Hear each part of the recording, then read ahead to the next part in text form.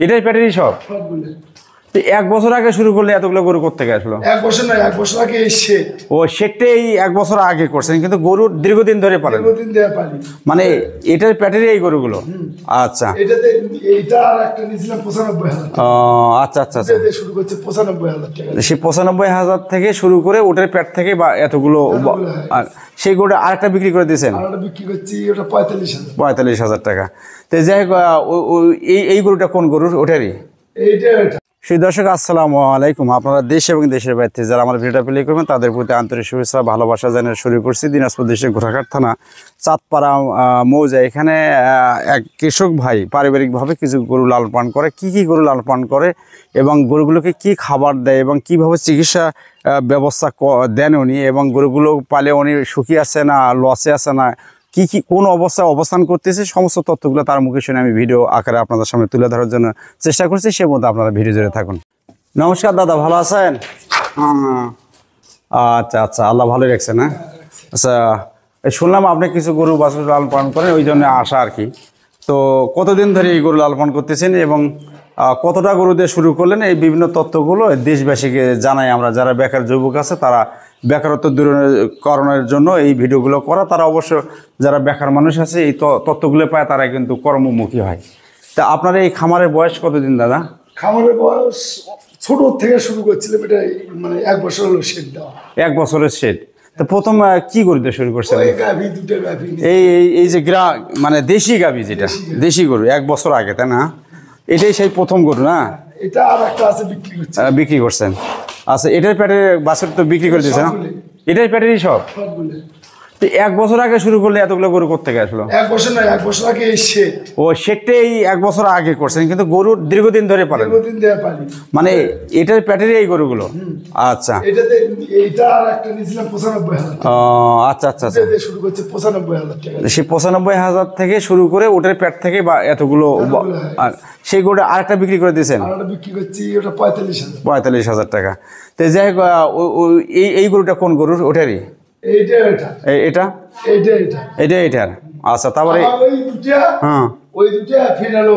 ওই যে এই ছোট গরুতে আপনি বড় গরু প্রজনন দিলেন, কোনো সমস্যা হয়নি? না, এখন ঘটনা হলো না, প্রজনন এটা আমার কেনা। এটা কেনা? শখ করে কিনছি। আর ওইটার প্যাটার্ন? আচ্ছা, এটা শাইয়াল না? এটাও তো শাইয়াল? এটা শাইয়াল, ওটা নেপালি। আচ্ছা। তো এই যে বীজগুলো কি আপনারা ওই যে মানে যারা পশু ডাক্তার বা যারা গ্রামে করে, ওটাকে কি বলে, পল্লী চিকিৎসক, তাদের কাছ থেকে বীজগুলো নেওয়া হয়? এক একটা গরু প্রতি কত টাকা নেয়? আগে তো নিয়েছিল 500-700। হ্যাঁ, 1,000 টাকা? 1,000 টাকা নেয় এখন। কালকে বীজ দিছে, এটা নিচে 2500 টাকা। হ্যাঁ, কালকে বীজ দিছে 2500। কি বীজ এটা? এটা মনে হয় যে বিদেশি বীজই। হ্যাঁ, নেপালি না। আচ্ছা, যাই হোক, যদি টাকার মান যদি বেশি হয় তার মানে জিনিসের মানও ভালো হবে। ওদের কাছে ওরাই বোঝে যে এটা কত টাকা নিতে হবে, আপনারা আমরা আর কি বুঝবো, তাই না? তো যাই হোক, আমার মূল কথা যে বাছুরটা ভালো হলেই হলো, তাই না? তো এই যে আপনি যে লং টাইম ধরে গরু বাছুর লালন পালন করে এই যাবৎ কি করলেন, আয় ব্যয় কি করলেন? আয় ব্যয় মানে আমার প্রথমে গরু, আসলে ছোট থেকে আমার সব গরু পালা, সেই হিসেবে গরু পালা, সেইভাবেই পালা। আর আমি আমার স্ত্রী বেশি ট্রিটমেন্ট করে, বেশি দেখশন করে। আমি তো কম দেখশন করি মাঠের কাছে। আচ্ছা, যাই হোক, আমরা আরেক সময় শুনবো আপনার লাভ লসটা।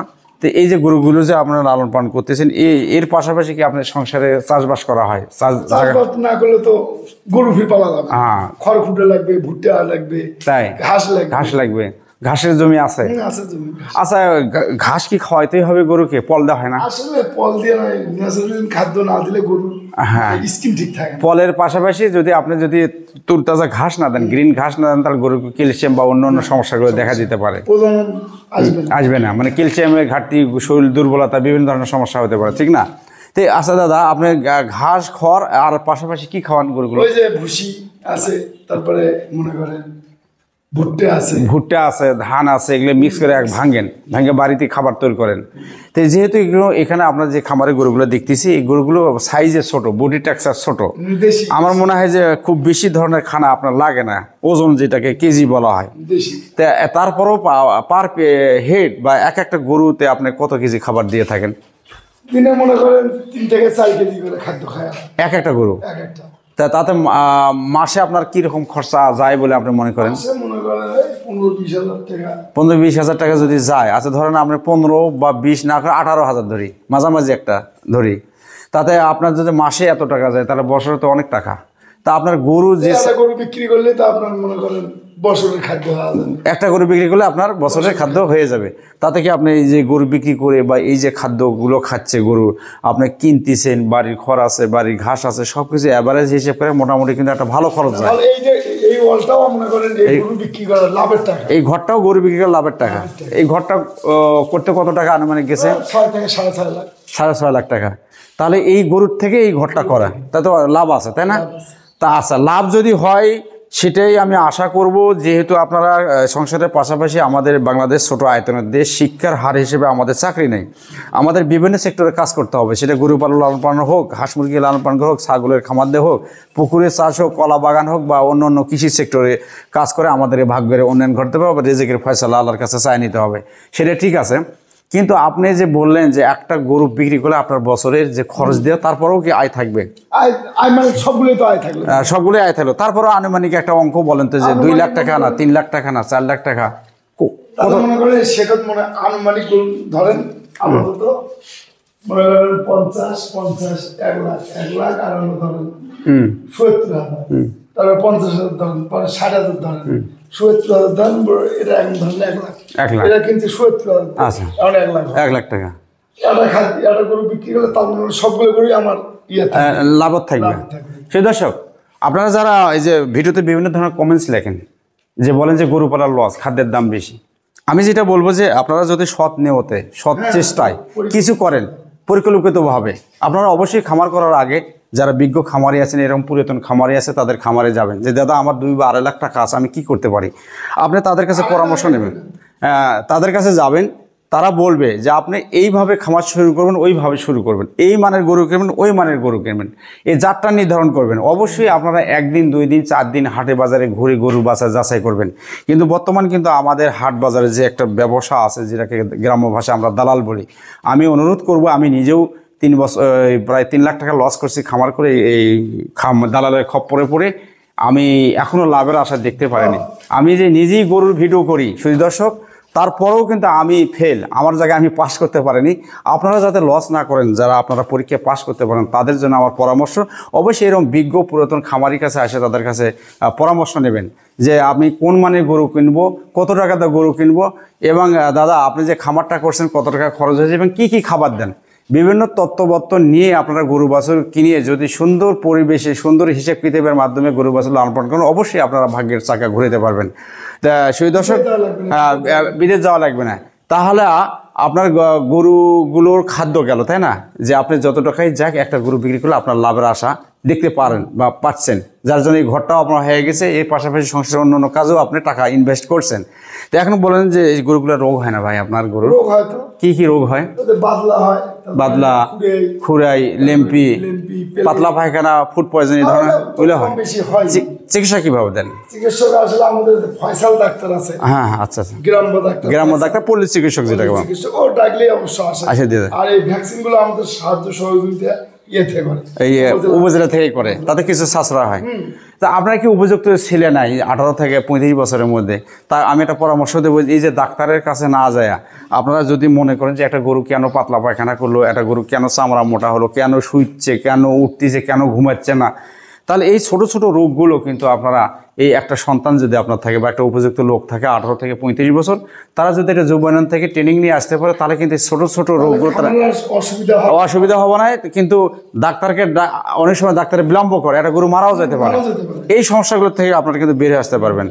তো যাই, এটা গেলো আপনার রোগের গেল, খাদ্য গেল, গরু লালন পালনের নিয়ম কানুনগুলো গেল। এখন পরিকল্পনা থাকতে হবে। ওই যে আপনি বললেন যে যুব উন্নয়ন, ওইটা প্রশিক্ষণ নিয়ে যদি গরু শুরু করা যায় তাহলে আমার মনে হয় যে আর পিছনে তাকানোর আর সুযোগ নেই। তো এখন কথা যে আমরা যে এই গ্রামগঞ্জে যে গোবর খুঁজি কোন কারণে, এটা শুধু যে নিজেরই স্বার্থ এমনটি না, যেমন আপনারও কিছু ঘাটতি থাকতে পারে যে একটা এই গরুটা কী পরিমাণ খাবার দিতে হবে, আপনি দিচ্ছেন বেশি অথবা কম, সেটা আমাদের দ্বারা জানলেন। আচ্ছা, এখন আপনি যে আশা প্রত্যাশা নিয়ে খামার করতেছেন, সংসারের পাশাপাশি তার সাথে আপনার ওয়াইফও হেল্প করতেছে, ছেলেমেয়েরাও হেল্প করতেছে, এরকম সমাজে আমাদের অসংখ্য মা বোনেরা বা নন নারী বা ছেলেমেয়েরা, ছেলেরা, যুবক, তারা বেকার পড়ে আছে, নেশা খাচ্ছে, তাস খেলতেছে, তারা ওয়াইফের বোঝা, মা বাবার বোঝা, সমাজের বোঝা, রাষ্ট্রের বোঝা, সেই সমস্ত নেশাগ্রস্ত হতাশ ছেলেপেলেদের জন্য, বেকার ছেলেপেলেদের জন্য আপনার কিছু বলার থাকলে বলেন। আসলে হ্যাঁ, এই বেকারত্ব কারণেই নেশাগ্রস্ত এসে করে সময়টা অ্যাভেলেবেল পায়, নানান কাজে তারা হয়ে যায়। আমার মনে করেন সময় খাওয়ার সময় নেই, গোসল করার সময় নেই। এই যে এখন গরু পানি দেওয়া লাগবে, গোসল দেওয়া লাগবে, পরিষ্কার করা লাগবে, তাহলে আপনার সময় কখন যা নিশা খাবো, কখন যা তাস খেলাবে, আমার টান থাকবে যে গরু হামলাবে, গরু দেখবে। আচ্ছা, এই জন্য প্রথমে তো আপনার হলো থাকতে হবে নিয়ত করবেন যে আমি কি করব, সেটা 10 টাকা দিয়ে হলেও কি করব।